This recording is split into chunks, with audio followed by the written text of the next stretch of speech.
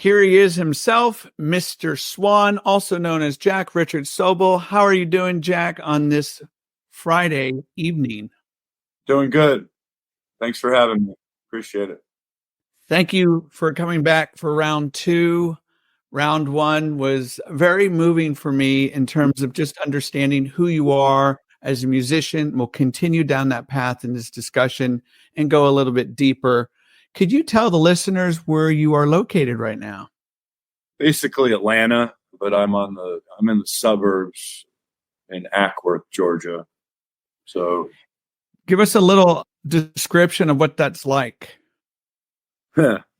Well, I'm surrounded by a lot of fans of Marjorie Taylor Greene with guns. But the area is very when I moved out of Atlanta, I moved because where I'm at now, I don't hear sirens and gunfire, and there's no home invasions, and I have the cost of living is much less than being in the heart of Atlanta. The taxes are less, but we go into Atlanta quite a bit for many things, including mastering our albums, and if you want to see a show or a concert, and it's only depending on if there's no traffic, 35-40 minutes away. Didn't you spend some time living in the Bay Area? As a little boy, and we played there, but when I was a little boy, I remember my mom covering my eyes because there were male streakers in the 70s back then. So I think she wanted to leave.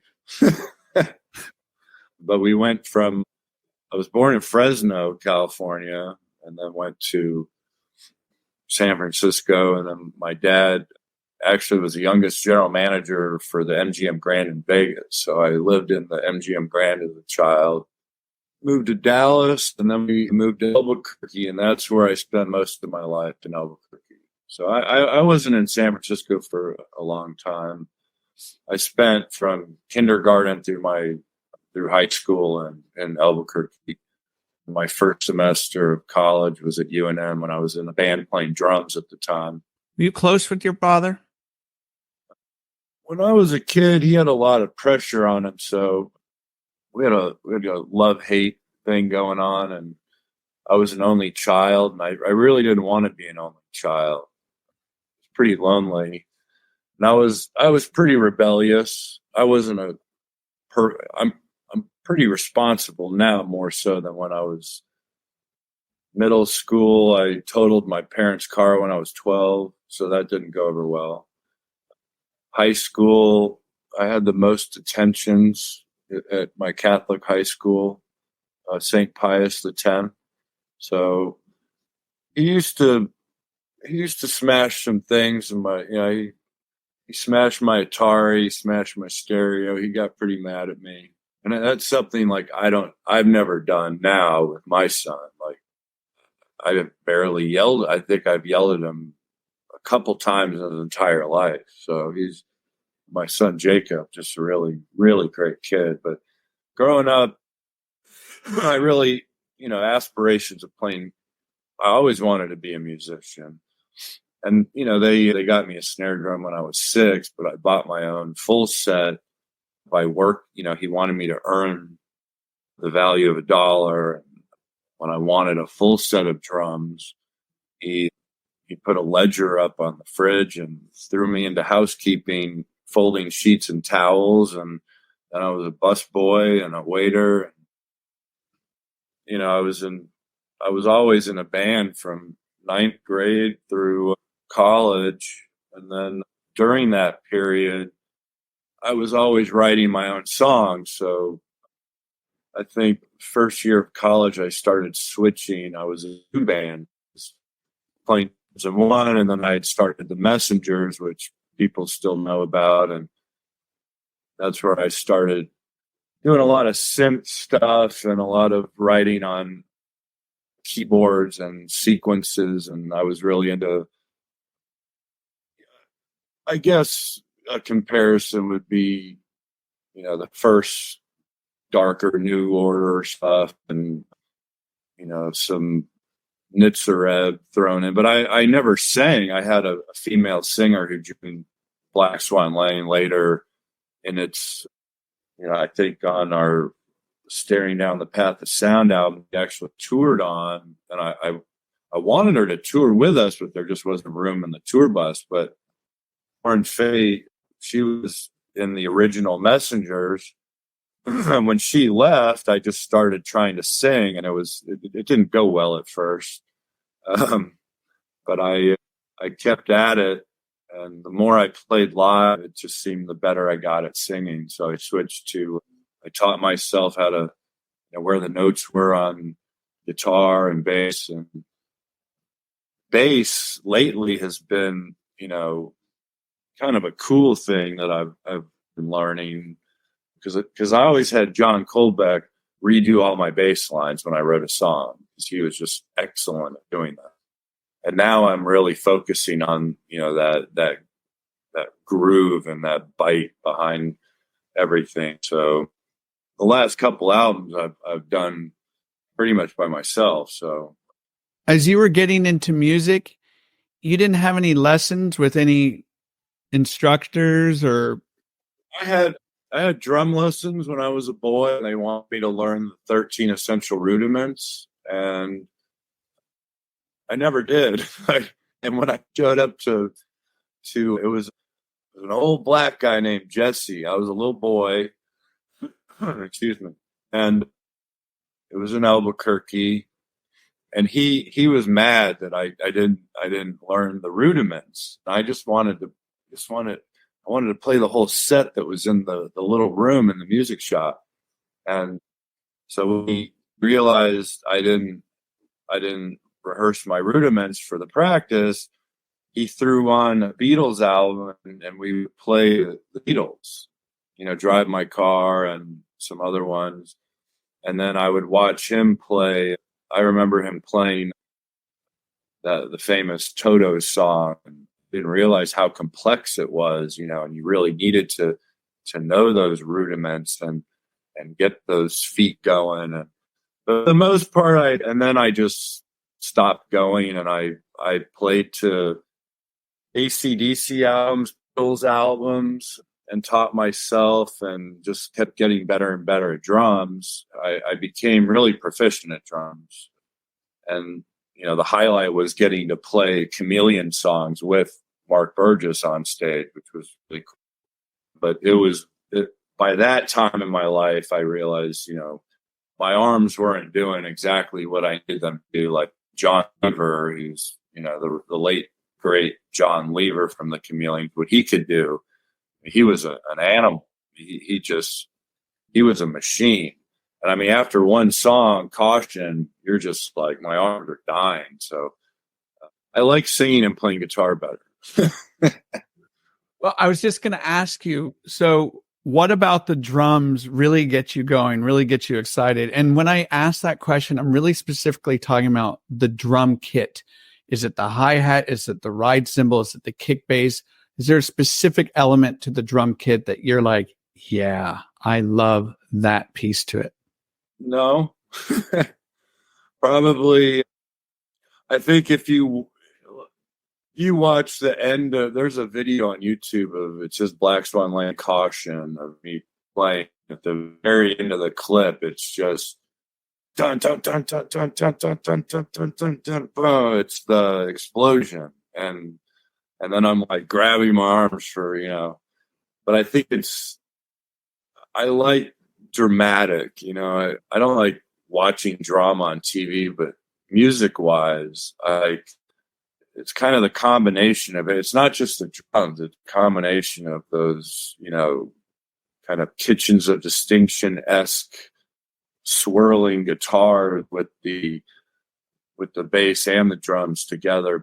You really got to listen to the endings of my songs.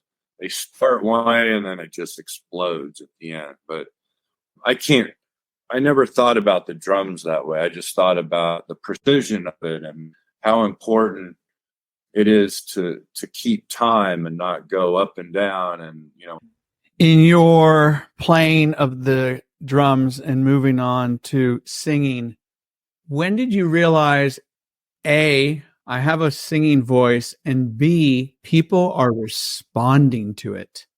I always tell people the more cigarettes I smoked, my voice got better, but that's a terrible thing to say because several close people in my family die of smoking. But anyway, when I first started, I grew up driving to school, singing along with Dave Gahan of Depeche Mode and Echo and the Bunnymen and the Smiths, basically. I'm not a huge Morrissey fan, but I love the Smiths. I love them together, which we'll never ever see again, which is sad. But I would say early 9th, 10th grade. I mean, Depeche Mode, I think that's where I got my voice. So when I first started singing, I had the horrendous freaking, semi-British accent going on. I heard it back. I was like, ugh. And it was unintentional, but I had spent so many years singing along. And that's what, when I hate to bash people. I would like try and look at the positives and things. But like Green Day, for example, I'm like, British accent just ain't doing it for me, So I really had to try to enunciate and to get rid of that.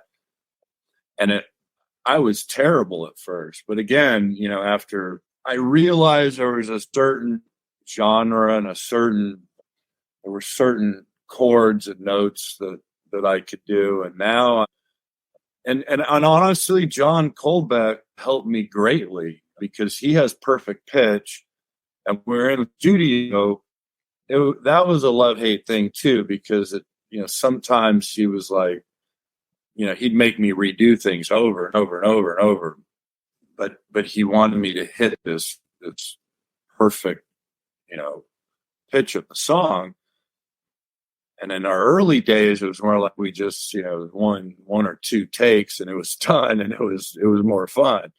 And now, it's really, it gets frustrating, having to redo it. And but there was one time when he went into the studio without me and mixing, and they put Melodyne, Auto-Tune, something on my voice, and they brought the mix back to me, and I was like, "What did you do?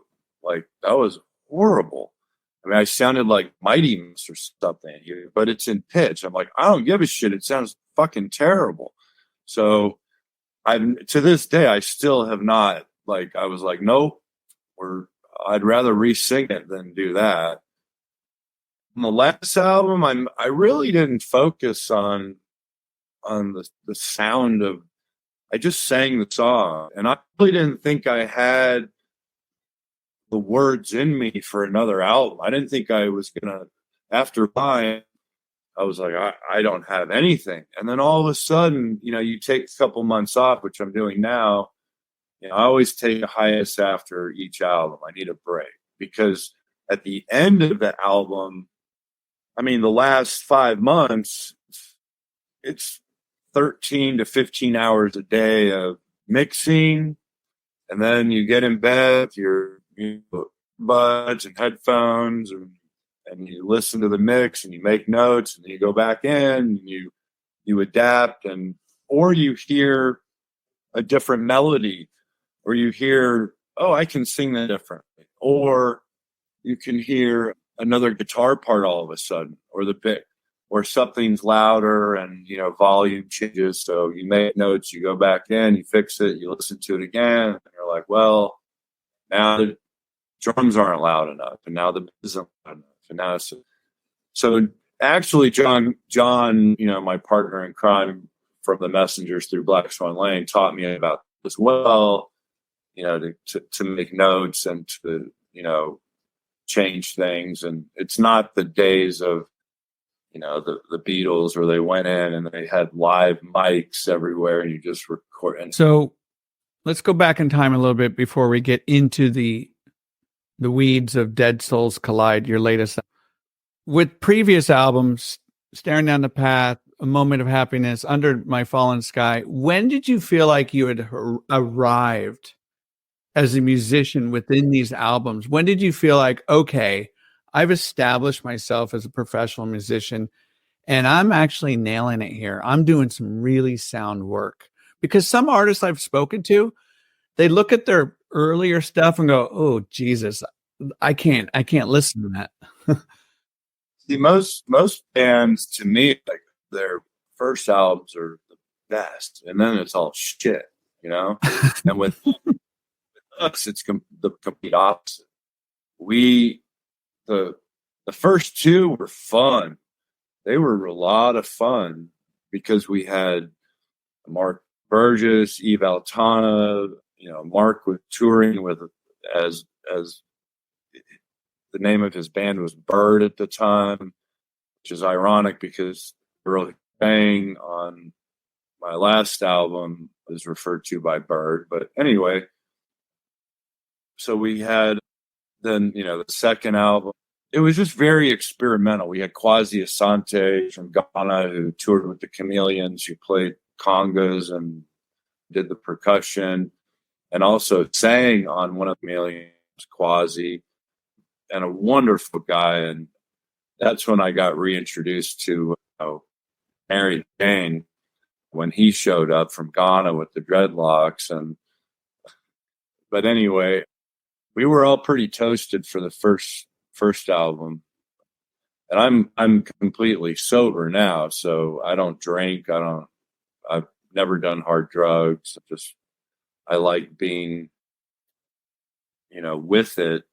But anyway, the first album was fun because we had all these people here, and it was, but we didn't have the right equipment, and I didn't have the studio I have now, and I didn't have the means to get that type of studio. I didn't have the means to put us in a great studio, so we were recording on like 16-track digital recorder with.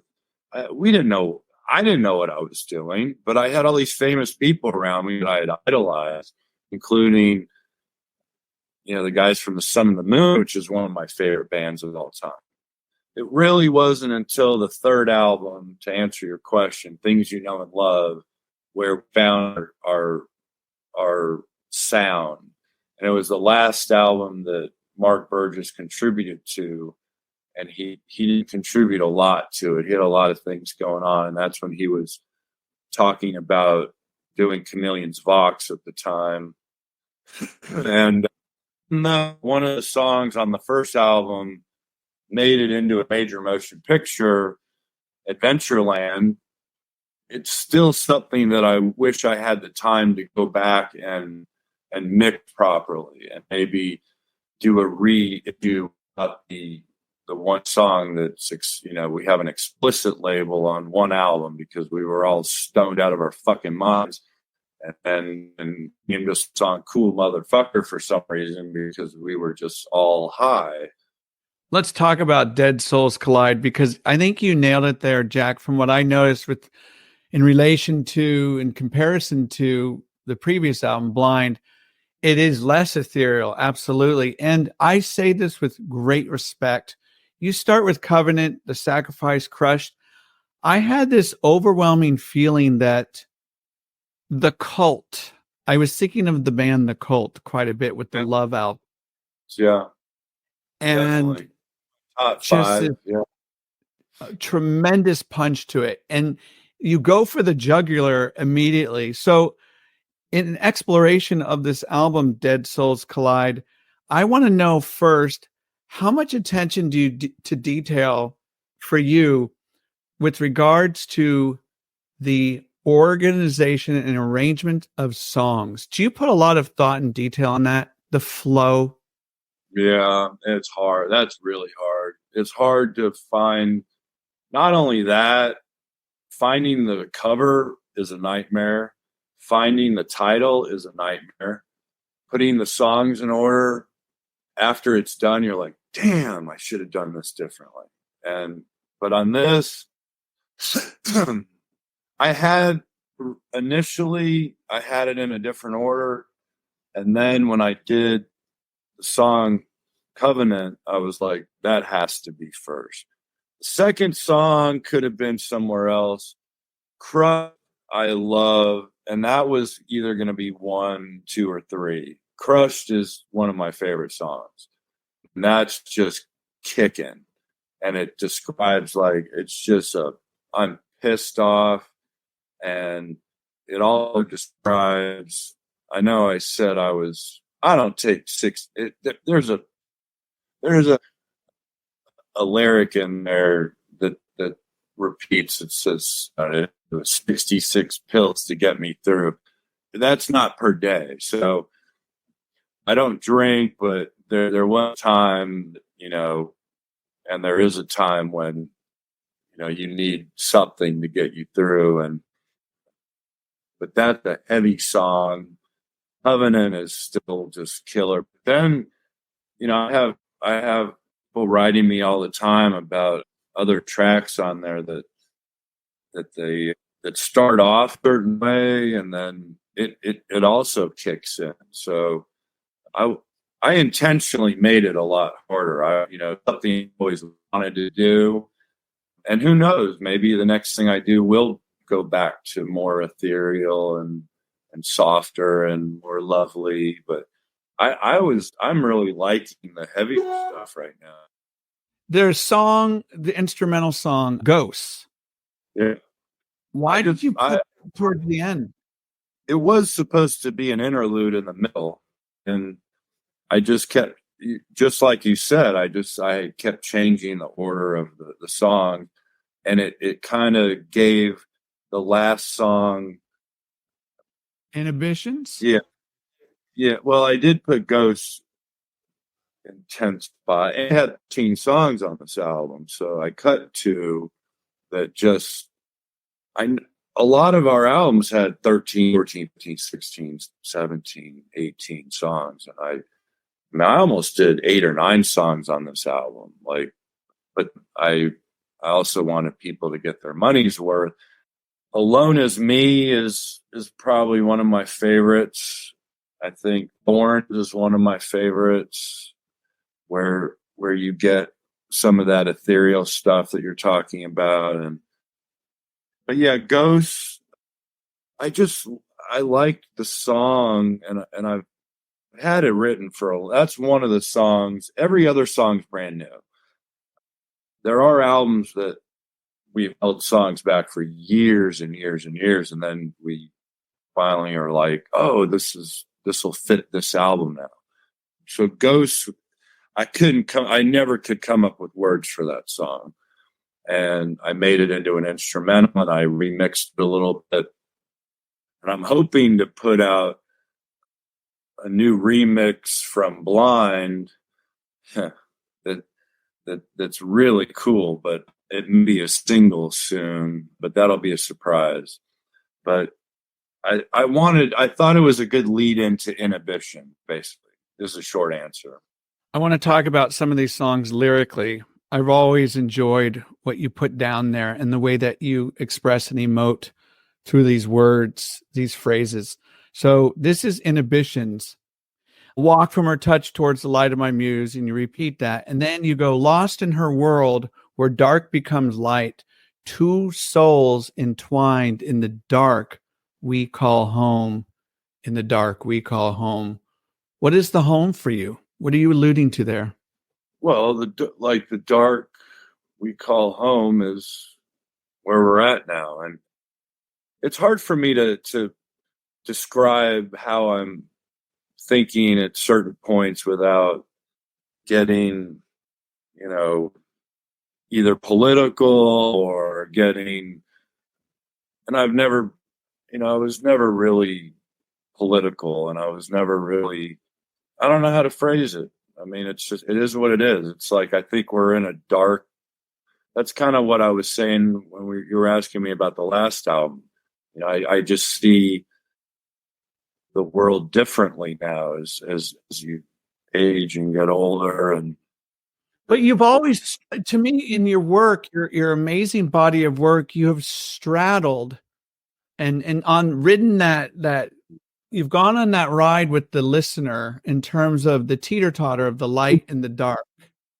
And within your edgy sound, it's longing, it's desire, It's desperation, and like, people are going to be like, oh, so, and it's also dramatic, it's a very dark album, and it's about, the darkness I see. It's hard to watch the news lately. It's tough to see what's going on in the world. And sometimes you find there's a spark or a brightness in the world that can make your day better. But there's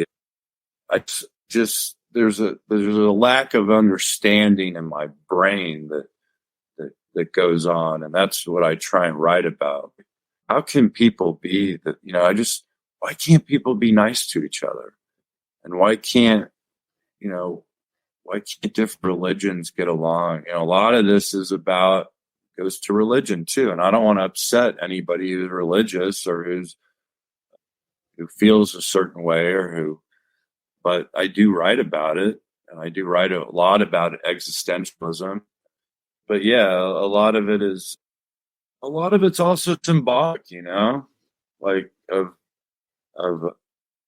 sense of longing for peace and love, but also mad at what's going on in the world. That's a tough question. Like when you're asking about lyrics, like some lyrics, I do things differently. I write the music first. A lot of people write the words first. So when I write the music, I'm like, this is a like dark song. So or it just flows out of me, like, one of my favorite songs is Only I Will Miss. And it has a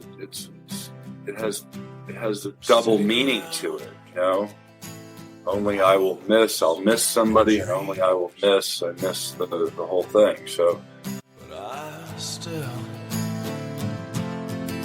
see nothing. It's better without all these things, in hopes to see something. And I believe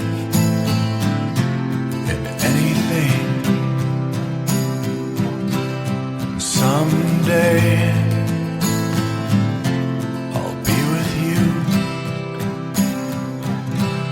Is this the start of something new?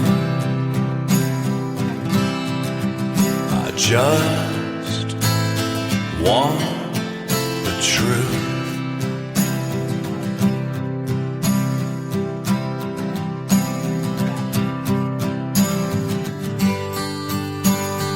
What do you plan on doing?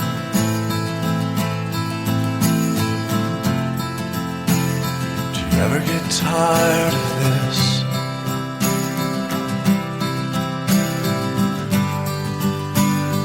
Promising me a million things. Only I will miss. That only I will miss. That only I will miss.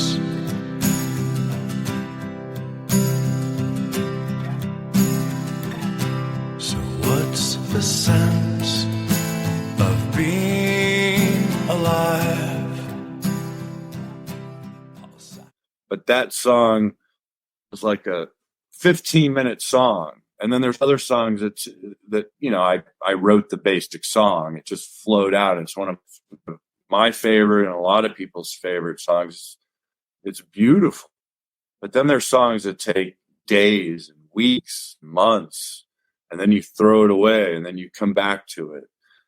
And then writing words to it, I'll take the music and I'll put headphones on and get in bed and write to it. And sometimes I'm writing about actual events or myself, and some of it doesn't mean anything at all. Some of it just goes with the music.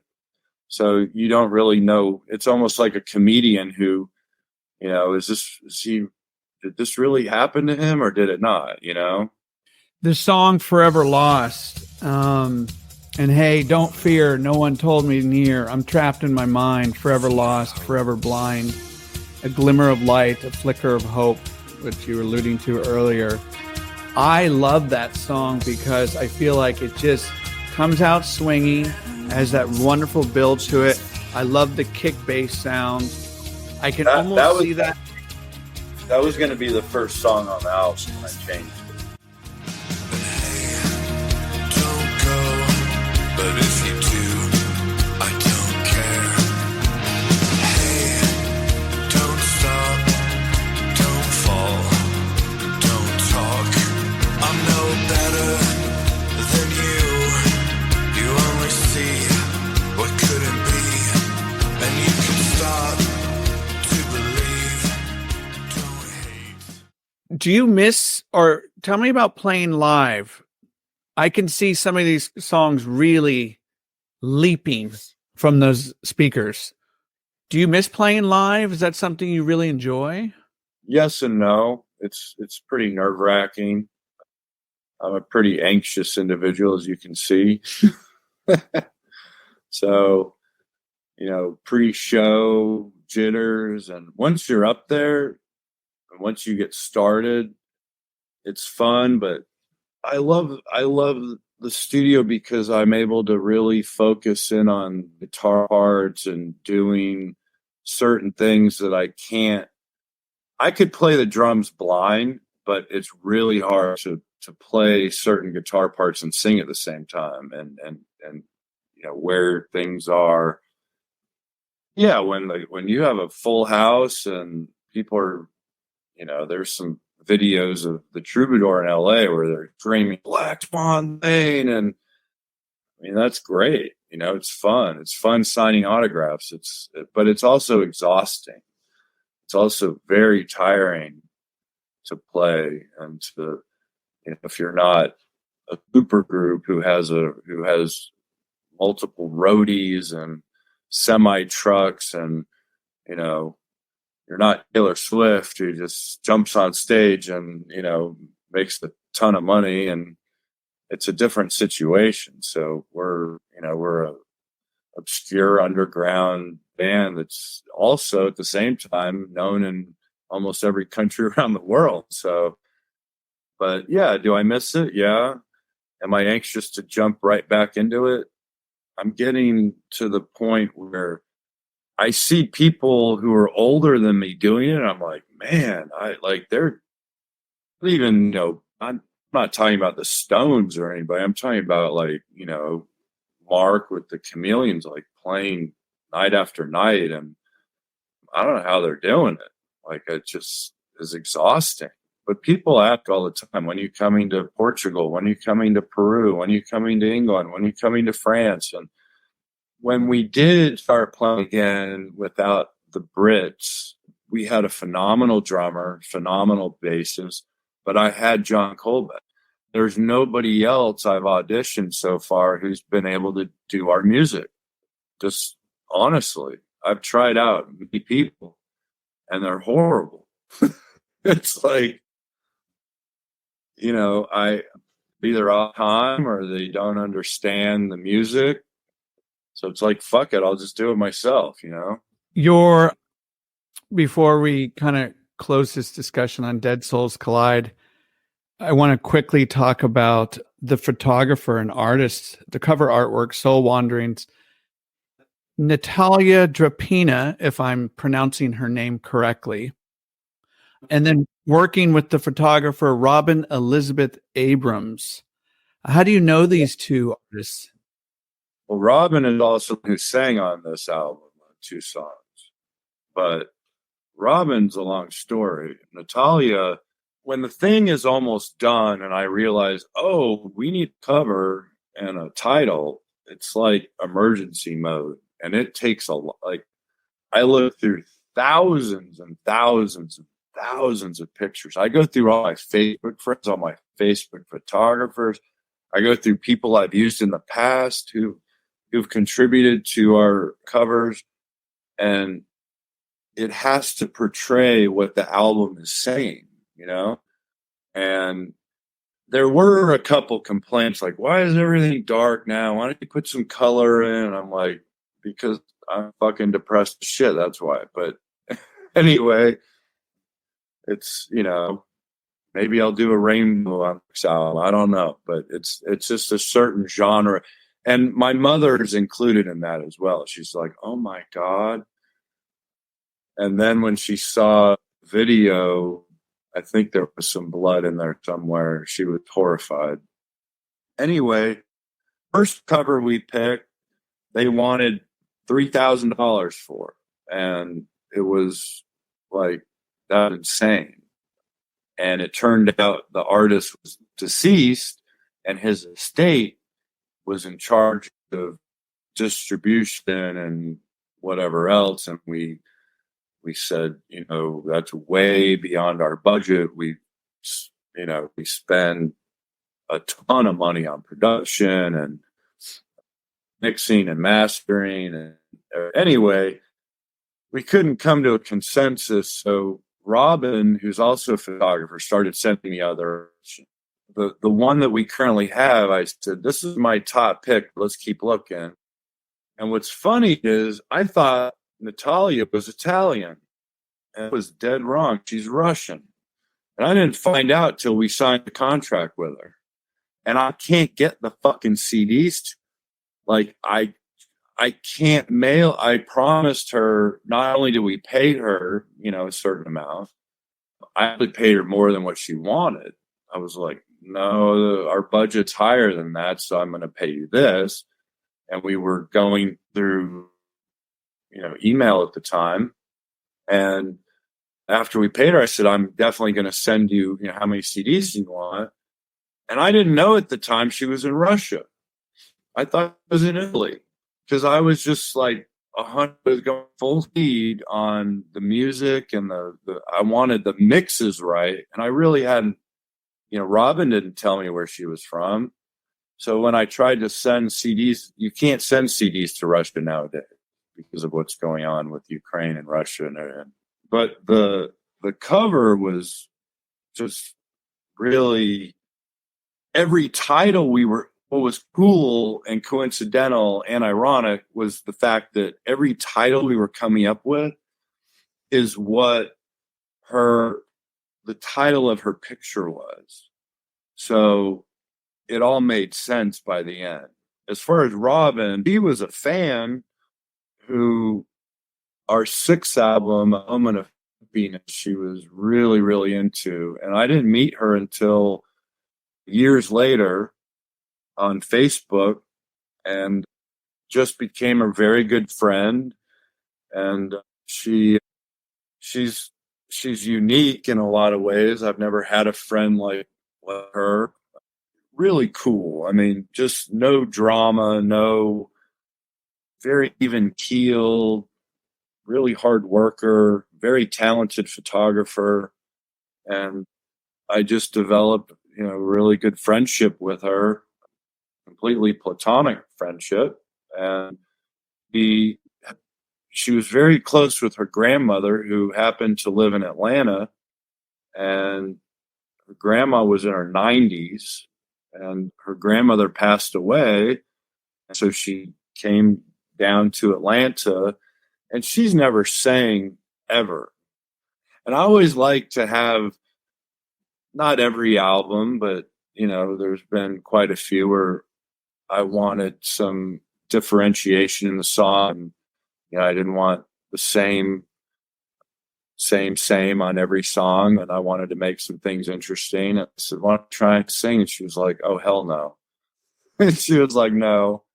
And I've done this with, even, other people are like, no, doing it. And she did the same thing. She's like, no. And I said, just try it. I have some great vocal mics and great vocal plugins, and I have some coaching skills to, sound a bit more sensual. And she's like, I'm not a sensual person. I'm like, sexy, sensual. She's like, no. I'm like, can you just try? So when she did it, I was like, that sounds great. And she's like, Yeah, that was pretty good. But now people are, it came out well. So I just took a chance and threw them in front of her and, kind of coached her through it. But it went well and it sounds great. And I love these on back on the other song. Great selections there. Okay, we're going to wrap this interview up with a performance. I believe you're going to play a song. Is that correct? Yeah, it's hard to translate the new album into acoustic with just myself because of the distortion and the harshness of it. And I actually tried to hook up an electric earlier and it just wasn't doing it for me. So I'm gonna dedicate a song to a fan who just passed away. It's a friend of a lot of ours, a lot of fans of Black Swan Lane. His name's Billy Bush. He had a lot of depression and a lot of problems, and I was, helping as much as I could, donating to him. Eventually, he just took his own life. And I remember at one of our shows, one of his favorite songs was Lives Line Up, which we learned and played to him, which is also on YouTube if you want to look up Lives Line Up. It's a great song. But another song that he liked, that also my friend Chris likes, is called Lord Please Show Me Why. It's not necessarily a religious song. It's more of a song where you're reaching out, trying to find out, why are things happening, and is there a God? But anyway, this is for Billy Bush.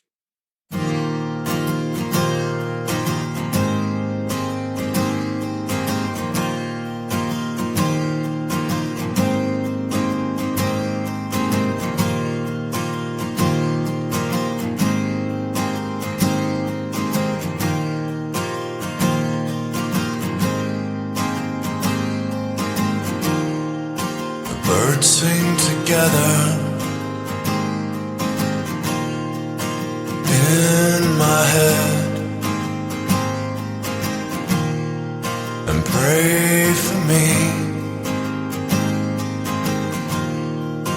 when I'm dead. And she will call 1,000 times. But I can't remember what she said.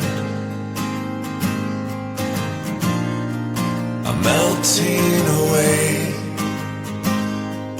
Take over me.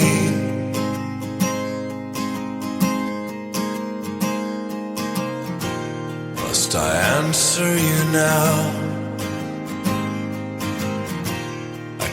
Possibly see. Should I do what's right? Should I put up a fight? I'm melting away. Take over me. I'm melting away. Take over me. Take over me.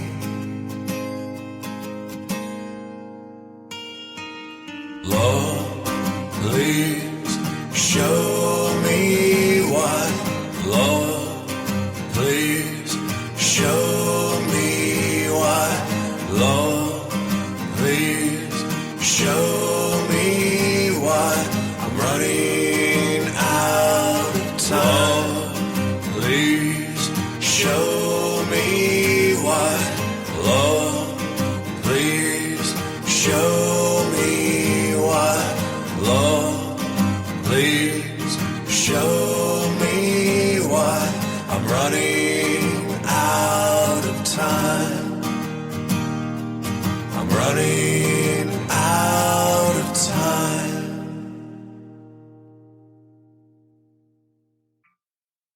What a nice little honor there. Nice tribute. Thank you for sharing that very personal song with us. You get the final word, my friend. What's coming down the line for you in 2024? I'm working on a song. I don't do a lot of covers, but I signed up to do a compilation for Talk Talk. So all the Talk hits were kind of taken that I was thinking of. So the song I selected is very challenging, and I have a few more weeks to finish it. So I'm working on being a part of that. And there's a couple short films coming out with music of mine. One is by Andy Whitaker, and it's a comedy it's anti-religious, but it's also funny as shit. So Andy, who is the Son of Moon as the guitarist and backup vocalist, is now an actor as well.